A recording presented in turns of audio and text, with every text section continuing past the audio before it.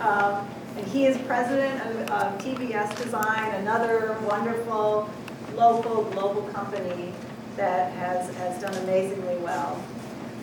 He also has been very supportive of education and of our programs, and has spoken to many of our students over the years, and has incorporated education into the successful business, I would argue, because he's very careful about having his employees have extra education about globalization, about different cultures, in a very systematic way, and so he can talk more about that. So please, your discussion on Vietnam and your other experiences. Thank you. Hello, everyone. TBS Design is an architectural firm, or an interior design firm as well. And let's see if I can make this work. There we go. And our offices are headquartered in Atlanta. We have been in business since 1968, which makes that, 45 years. And I've been there 40 of those 45 years.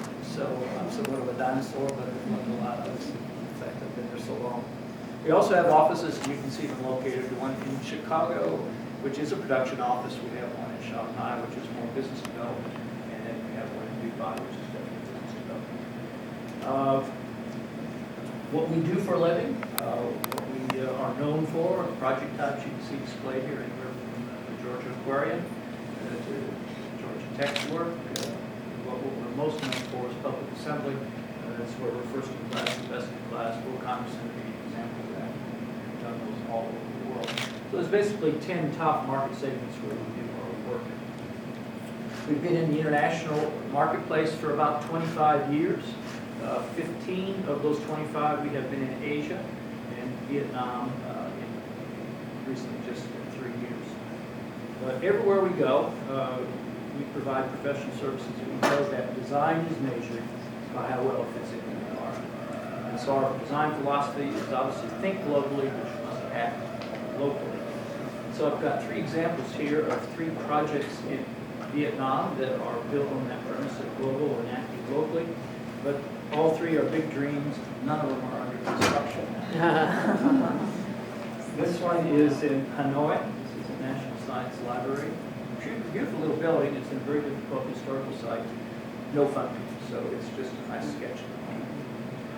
This was in Hanoi as well. This is office, apartments, retail, mixed-use development. Worked with the client very briefly. Just too contemporary. Just could not get comfortable with the imagery and moved on. So we have a nice drawing. And then this one just dealt with funding. This is a corporate office, it's retail, this is unemployed. This is also a project that, it's a 60-story project, by the way. It's just, another pretty drawing. But you can say, so if you're just doing drawings, why are you in Vietnam? Vietnam attracts. And I thought it was brought up very well by Mr. Kumar and Mr. Hay this morning as it relates to the growing consumer market. It's one of the fastest growing markets in the world. You know that, you know that. There is an appetite for commodities and services, definitely the services that we provide. They are really interested in the Western design model, which obviously is something about. And there's a significant need for new infrastructure and therefore buildings that attach that infrastructure. What's driving that is urbanization. And some of the projections that I've read, and I'm not sure how reliable, but I'll take it at face value, that it's estimated that 15 to 20% of the rural population will move to urban environments in the next 20 years. That's significant movement. So you take that into account, they're going to need buildings, they're going to need places to live, and the infrastructure is required to support those. And then on top of it, again, it's a gorgeous, beautiful setting. It's a rich culture. It's some of the most friendly clients we've ever had. Some of the nicest smiles we've ever seen are with the people we work with in Vietnam. So Vietnam, what's it opposite? It spells opportunity. But despite all its allure, I want to back up to the SPAO conference of 18 months ago. And I spoke on our work in China. It was a fun story. It was a success story. I had nothing to talk about but good things.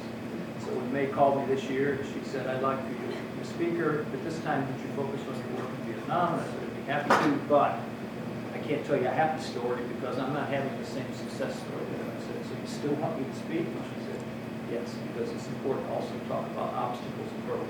So that's why I put together this outline called Hurdles in Vietnam for Your Business. Now, I've got some qualifiers and some disclaimers to the three of them. One is it's strictly based on our limited 3 years experience. That's not very intuitive, but we've been there a while.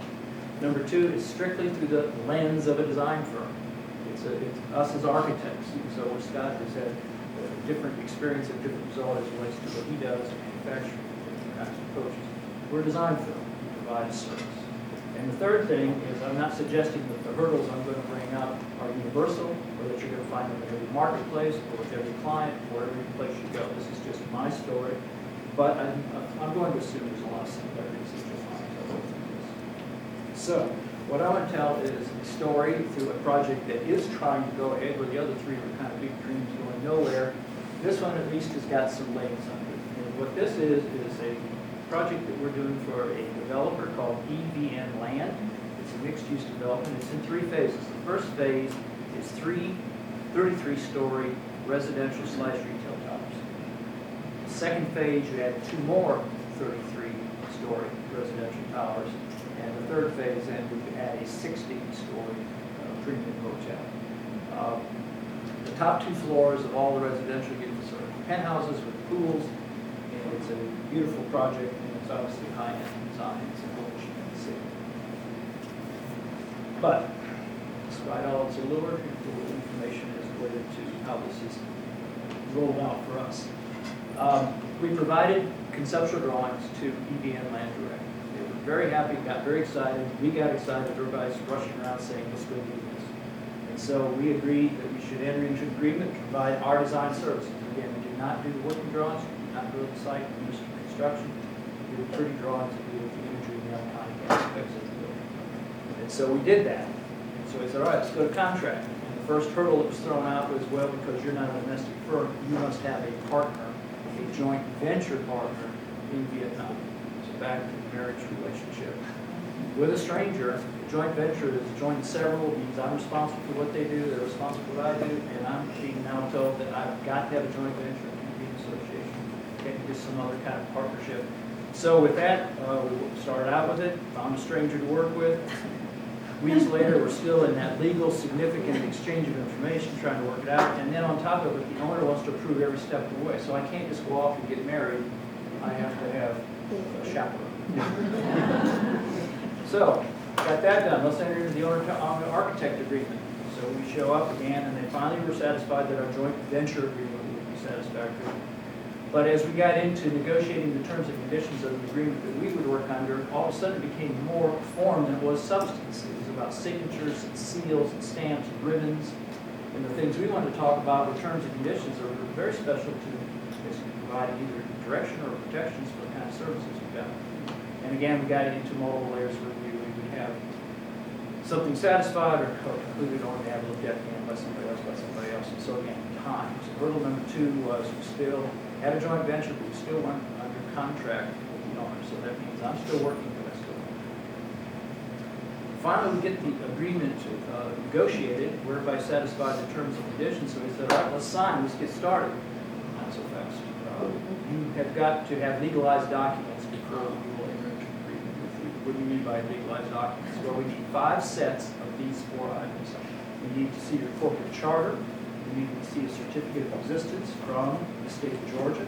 We need to see a copy of the company bylaws. And oh, by the way, we want you to give power of attorney to your project architect. Project architect is an architect. He's not a business person. So now to turn over the keys to the company, where he is now to conduct business and make commitments, is a scary business. But unless we did that, they wouldn't enter into the agreement. Now, I want to make a footnote here. I want to suggest that I think some of these hurdles are company-specific or owner-centric here. I don't want to suggest that everybody takes you through this, but this particular owner is taking us through this. So we submitted our materials, and we engaged the Fulton County, Georgia, the Secretary of State in Georgia, the U.S. State Department, and the Vietnam Embassy in various forms and fashions to get all these documents bundled up and sent in. And when we finally got it verified, they put them in green ribbons and put them on the shelf. And so I'm saying, all right, now we're ready, right? Ready to go. not so fast. What now? Well, you need to show us your contractor's license. I said, we're not a contractor, we don't build things. Well, but you gotta have a contractor's license. So we went about our business of finding out what that was. We were able to achieve it, but again, more legalization documents. So I got the embassy, I've got the State Department, I've got the Secretary of State. Everybody's leaning in to help me get the legalization of this document. More legal fees, and 7 weeks later, and $25,000, I've got a license. Okay, ready? Let's go. We're ready to sign up. We finally did sign the documents, and we're now under contract. So the next step would be get paid, right? Because all these weeks I've been working, we've been doing development, we're showing drawings, we're turning over our work product, we're working with our forced marriage partner. We're moving down the road just fine. So after all the things in place, so much time has passed, basically complete with our work, they said, well, we need to see your audited financial statements. We want to see that you're financially stable. So I got my work product. They've seen me work for months, but now they want to see. So we submit, they get rejected, resubmit, rejected, back and forth. It had to do with communications breakdowns and the barriers as to how we account for things. And they wanted audited statements for only a certain portion of what we do. I'm nowhere close to the complexity you have, but I do have multiple companies. So I have this company called TBS International, which is a subsidiary of X, Y, and Z, and our statements are consolidating all the companies. They want to see just that piece. So we had to obviously get our auditors to extract, and again, on and on and on, more legal fees. And now at this point, we're starting to get suspicious. You'd think I've got suspicious by now, but we're saying, I think there's some delay tactics. And that has to do with cash flow and money and sending money out of the country or whatever. So I'm starting to get a little leery that we're ever going to get paid. Because there's just one hurdle after the other. So this is hurdle number 5. We're now financial statements. So the contract, but we finally satisfied them. And now we're saying, all right, we're going to submit our invoices for payment. And in the contracts that we agreed to, was direct wire transfer from their bank to our central bank. But all of a sudden they said, you know, we don't know if they're unwilling or unable, but they said we can't wire transfer. You're going to have to set up a banking relationship. Now, open up a bank account. Now, I can go down the street and say, get a checking account, a savings account, a safe deposit box, what, 1 day, 2 days max? 8 weeks to finally establish the credentialing that we need to be able to just have the account set up. We still haven't moved money yet. We still haven't tested it. But we finally got it set up. And so with that, we were able then to finally submit a bill and start to see a little cash flow. But superimposed with the thread that goes through all this in addition was document translations. Everything that we submitted and everything they submitted had to be both Vietnamese and English. So we had this duality thing. They told us, and we were unable to not verify this any other because our lawyers told us the same thing. And if you want them to be enforceable, they've got to be interpreted by an attorney, not by someone else. The tens of thousands of dollars into interpretation, I'm saying, surely a college student can do this, can't they? So I found somebody to do it, but to this day, I'm not sure if I have to push and shove if I've got an enforceable document. But we were getting $14,000 to $15,000 charges for document transfer, document interpretation. That was just scary. And then on top of the legal expenses, obviously, every transaction, it was probably the most complicated, redundant, bureaucratic legal environment I've ever been engaged in. And I'm not being negative or critical. 2 minutes, got it. But the point is, and then they added 10% value-added tax on every one of their invoices. So at the end of the day, it's exhausting and so on. Now, in addition, there's some other challenges you're all familiar with these, and I'll skip over them. But basically, the big one is fee pressures. And what we ran into is there is a state-sanctioned fee schedule. They can only pay architects so much. The problem with their fee schedule is nowhere close to international rates that I need to be able to perform my services in, obviously, state business. So we were at a crossroads in January this year. So our current situation is, what are we going to do? And we really love Vietnam. We love the people. They're a beautiful country. We've got an appetite for the kind of things we do. We do some pretty cool designs. And so you're saying, when you put on your architect's hat, we want to stay. But you put on your business hat, not so easy. So the hurdle that really is in front of us is this predetermined fee schedule. If we could get international fees, I think we could have a fighting chance. But because we have to work within those fee schedules, which are not very generous, obviously the problem is they don't stretch to cover the kind of costs we have or the kind of deliverables that we like to do. And so it gets down to you can't make a profit. And on top of that, they have a 20% tax structure on the kind of work we do. Insider information about what an architect is, 7, 10, 12% is basically a normal fee structure or profit structure for an architect, not 20 or 25. So already your tax structure is greater than your profit projections. So the bottom line is we decided to go sit on the sidelines. We're not going to go away, we're not leaving, we're not giving up, but until that fee structure is either altered or changed or some modification, there's really no place for us to be there as a business. So we're going to finish our commitments to EV and land. Once we sign, we're committed, even if we lose the money on it. But the point is that we are not giving up, we're going to have to stand on the sidelines. And so, suggestions for success for all you architects in the room who are thinking about going to do your homework before you go. We did, but even as we did, we still found things that were due to change. And maybe, and again, stop. Could have been client-centric. Number 2, don't rush into business relationships. It's what we did with EV Land. We didn't get to know and find out later that they're a developer who likes to hang on to their cash. Start slow, stay calm. We did stay calm, but not slow. So it's for the committed, not for the casual.